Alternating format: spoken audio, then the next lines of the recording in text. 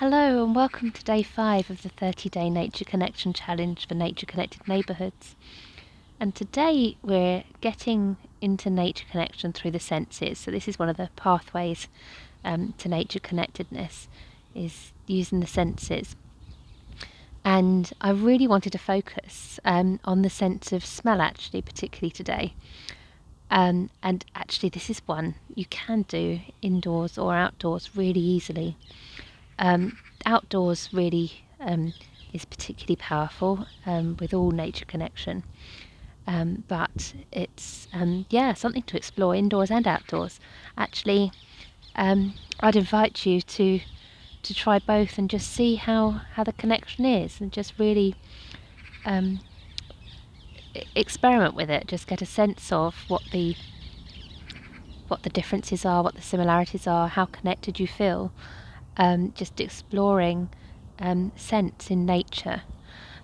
So I'm here because in the pond we have some water mint, which has a particularly strong scent, and obviously quite minty, as you might expect. But, and scents can be really closely associated with emotions and memories and what have you. So there are some scents in the garden that are really subtle, and some that are quite strong. And I would say the water mint is definitely a stronger one. And another really rich source of strong scents are herbs. So there's some lovely thyme here,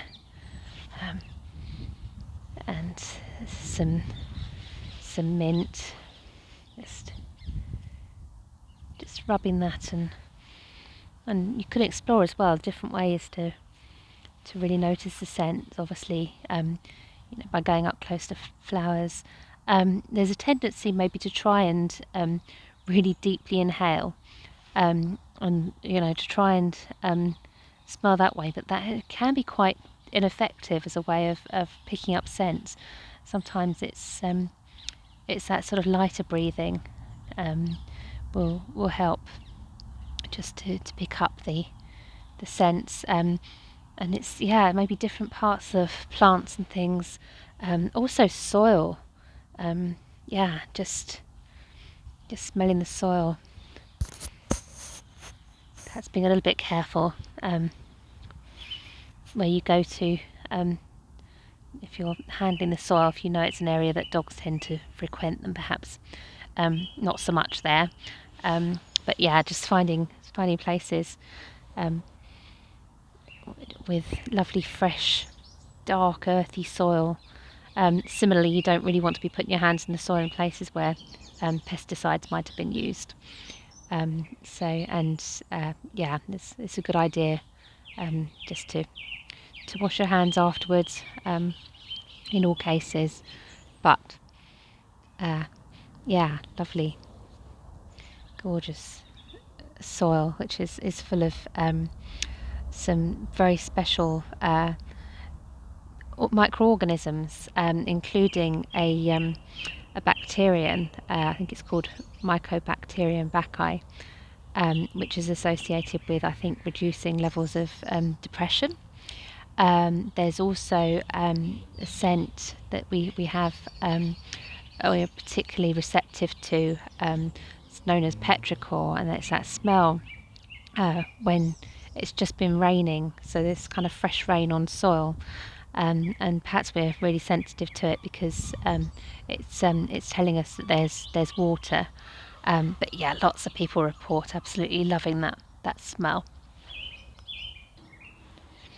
And here's our bog bowl. This is a bog in a washing up bowl. Lots of plants that love being in sort of boggy water, boggy mud.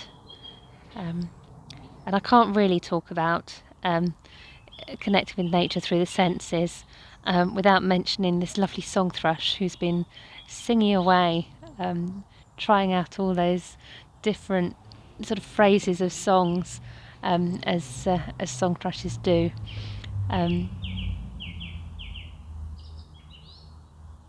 Just glorious. Anyway, Yeah, so that's today's connection, is just inviting you to explore scents. Um, and yeah, I might leave it there. I think we could get into lots of sort of knowledgey stuff, but actually, this is really about connection and just noticing how the scents make you feel.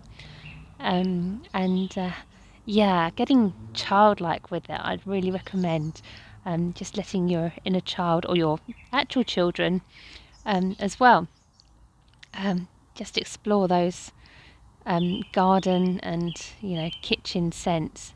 Maybe sort of going through all the various foods in the kitchen, essential oils as well, and just noticing how it is. Maybe the further removed you get from there being an actual plant. I suppose also I ought to mention animal scents, particularly finding lots of fox scents at the moment. But yes, so um, lots to explore, lots to find and get involved with. And I'll be back again tomorrow.